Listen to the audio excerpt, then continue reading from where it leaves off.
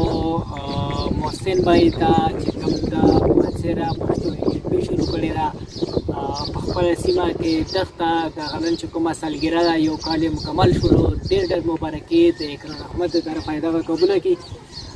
بخښنه غواړم ډېر زیات مصروف وم خو دلته یو سایډ ته کېناستلم ویډیو مې جوړه کړله محسن بھائی د پښتو دپاره د پښتو لټریچر دپاره د پښتو د ادب دپاره د پښتو د ژبې دپاره د چې کوم خدمات کړي دي او کومې هلې ځلې کوي نو دا ډېر زیات د ستاینې وړ دی بالخصوص زه محسن بھائی ته په دغه اکیډمۍ باندې کومه چې دغه شروع کړې ده او په علاقه کې هغه خلک چې د پښتو د ژبې سره د پښتو د کلتور سره ځانګړې مینه لري هغو ته پښتو ورښایي هغوی سره خواري کوي نو زه ورته په دواړه لاسه باندې سلام پیش کوم هغه ملګري هغه خلک چې که د پښتو سره مینه لري پښتو ژبه زده کول غواړي نو بالکل د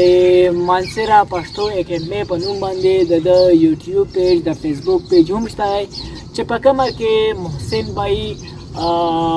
د عام ولس دپاره هغه خلک چې د نورو ژبو سره تعلق ساتي خو د پښتو ژبې سره مینه لري د مختلف قسمه لیکچرې په هغه کې اپلوډ کړي دي مختلف قسمه ویډیوګانې اپلوډ کړي دي ټولو ته ملګرو ته مې ریکویسټ دی چې دغه پیجونه دغه پاڼې د ده لایک هم کوئ د یوټیوب پیج هم لایک کوئ او دغه د نورو ملګرو سره هم شیر کوئ د محسن بھائی سره چې په دغه کالج کې په دغه انسټیټیوټ کې په دغه پوهنتون کې نور چې څومره خلک شامل دي موجود دي دغه ټول ټیک ته زما نه په دې وخت نه نه هېرېږي خو دغه ټولو ته هم زما سلام دی دغه ټولو ته هم زما داد دی چې په کومه طریقې سره دوی د پښتو په مشترکه طور باندې خدمت کوي دومره خدمت مونږ هم نه یې کړی څومره خدمت چې دوی مونږ د ژبې لپاره کوي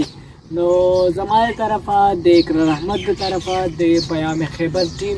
څومره هم زمونږ پروډکشن دی څومره هم زمونږ ټیم دی د ټولو طرفه زه محسن بھائی ته د هغو ټولو ملګرو ته ټول منیجمنټ ته په دغه سالګرده باندې ډېر ډېر مبارکۍ ورکوم او دغسې کوشش کوئ هلې ځلې کوئ زمونږ د ژبې دپاره زمونږ د پښتو دپاره تاسو زموږ د پښتو لپاره دومره خدمت کوئ نو ظاهره خبره ټول پښتونستان ټول قبایل ټول پښتانه به تاسو ته په دوه لسیز سلام کوي جزاک الله